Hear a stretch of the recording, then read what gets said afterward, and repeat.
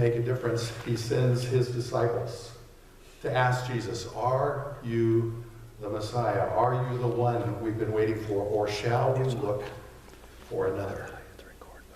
Shall we look for another? I understand John's question. And Jesus even referred to John's ministry when he asked the people, who did you go out in the wilderness to see? What were you looking for? He was reminding people of the message that John had given. I'm coming to prepare the way for the one who is coming. He is greater than me, and his winnowing fork is in his hand, and he's going to separate the wheat from the chaff, and the chaff are going to be burned with unquenchable fire. I think John had an expectation that the Messiah whom he was proclaiming was going to be very much in line with how people had been hoping and praying that God would redeem the people of Israel once again by sending a strong king, a Messiah who would literally take care of all the enemies that had suppressed them and put them in their place as a captive people for centuries. John is believing that this is the one who's coming. And Jesus, what does Jesus talk about? The least, the last, the lost, loving those that God has overlooked, and being aware of our responsibility to be God's grace and love and peace for those that have been put on the margins. It does kind of ring true with what John had talked about, but Jesus was hardly the military leader, the great king like David that John had been hoping would come, and whom John had proclaimed was coming. And it's kind of odd to me, because you'd think John would have known better. You'd think he would have known, yes, of course, this is the Messiah. I mean, I'm guessing that at some point, as John was growing up in the house of his mother Elizabeth, she must have told him the story about when she was about 6 months pregnant, and she went to visit her cousin Mary, and Mary had just been anointed by the Spirit with the presence of now the growing Christ in her womb. That as Mary received the greeting of Elizabeth, and Elizabeth received the greeting of Mary, that the babe, John the Baptist, leaped within her womb. Don't you think Elizabeth would have told John that story once or 5 times while he was growing up? This is why, John, I think you're called to do something special. This is what we know about how you came to be and what we think God has in mind for you. And then you kind of have to imagine, too, if Elizabeth and Mary as cousins used to see each other, maybe they would have gotten together for family gatherings like we're about to do, where our kids are looking forward to seeing their cousins and their kids are looking forward to seeing their cousins. I can imagine where Jesus and John must have maybe had some interaction at some point. I mean, it's not written down in the gospel stories, but isn't it likely that they would have had some interaction at some place?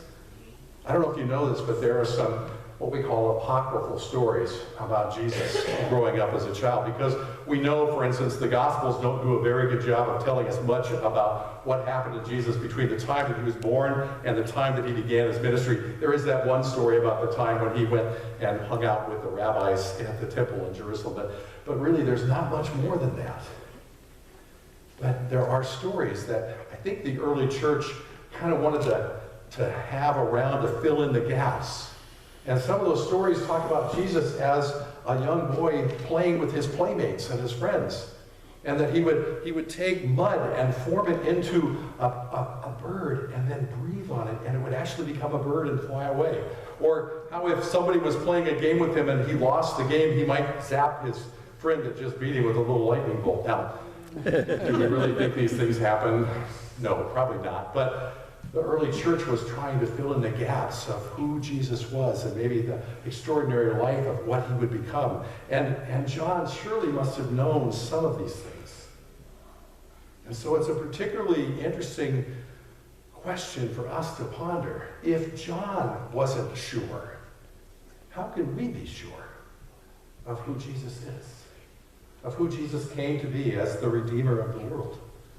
And I do think it's interesting that in this year A of our 3-year cycle of lectionary that we take a break from the usual pre-Christmas narratives in Advent to jump all the way through 30 years or so forward in Jesus' life and ministry and John's life and ministry to this exchange that they had while John was in prison and while Jesus' ministry was just getting off the ground. He's just sending out his disciples to carry the message of the good news. It's hard to imagine how John could have missed all the signs and all the stories. And even when Jesus reminded John of all the things that were happening, the lame are walking, the deaf are hearing, the dead are rising, John may still have had some doubts. Because, again, he's thinking and waiting and hoping for this kingly Messiah to come and overthrow those that had oppressed the Jewish people for so long. I don't know what your expectations are for Jesus coming back and what that means. And maybe we can understand John because we've had some of our own challenges in our lives where a loved one or ourselves are diagnosed with cancer, or we've gone through relationship struggles in our family, or we see what's happening in the world around us and we just don't know how it is that even God's grace and love can affect change in the world.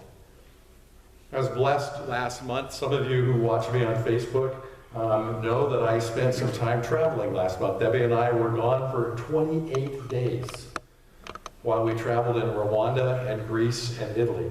The reason that we went to Rwanda was because our companion center, the Lutheran Church of Rwanda, was celebrating the 25th anniversary of its founding.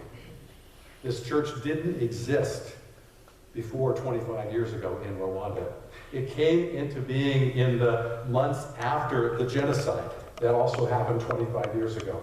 And as people had fled Rwanda to escape the violence and the death that was all around them, they went into places like Tanzania. And there they met and were cared for by people from the Tanzanian Lutheran Church, which was going very well at that point. At that point in time, the Tanzanian Lutheran Church was growing in some weeks by 10,000 members a week.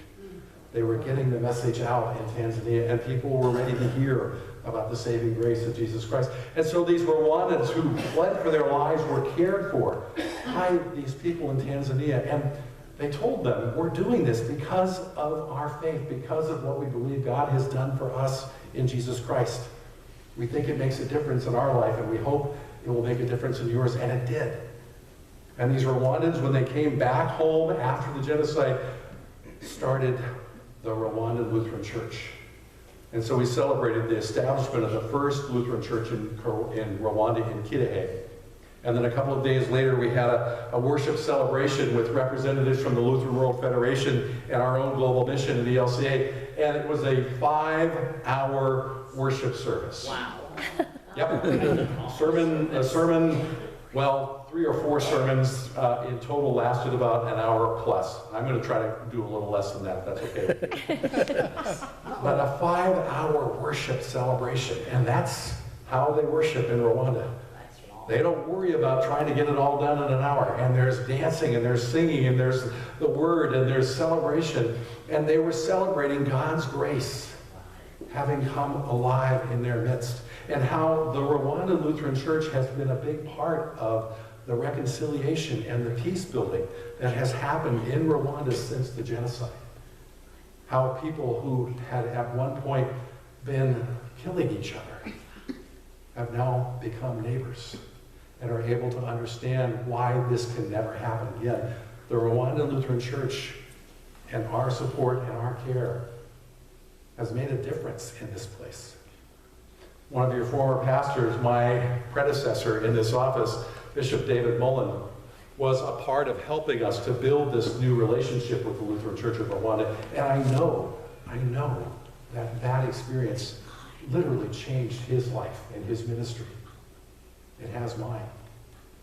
And Debbie, my wife, is an educator, and she's been very involved in the Ramagana Lutheran School, which is a school that helps children, middle school and high school, get an education and be ready to go on to college where they would not have had a chance to do so before.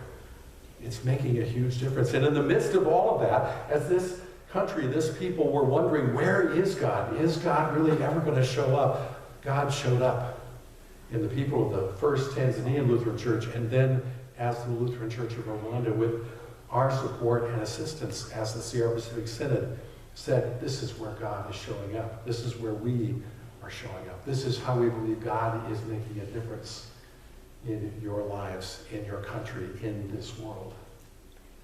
I pray we could have hope and confidence in that.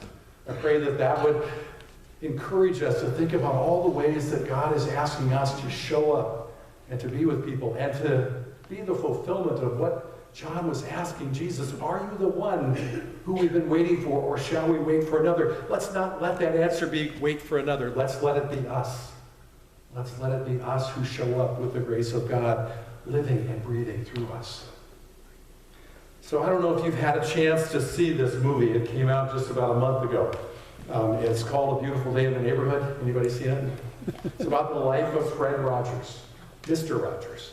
Mr. Rogers was a Presbyterian minister who felt a call to share the gospel through a children's show. And the movie, I don't want to give it away, I'll just say go and see it. It's an amazing gift to watch how Tom Hanks, a great actor, transforms himself into being Fred Rogers. Fred Rogers was this person who had a vision for how he could come into the homes of people and help children understand some of the most challenging things that they might need to ever face. I remember after 9/11, Fred Rogers had a show where he talked with children about what had happened in New York and Washington, D.C. and Pennsylvania as what seemed to be an unbelievable attack had happened. And as he helped these children understand what had happened, he said, you know what? I'll tell you what my mother used to tell me. When something bad happens, don't concentrate on the bad thing. Look for the helpers. Look for the people who are coming to make a difference. Look for the people that are there to say, what do you need? How can I help? I think that's a great message for us.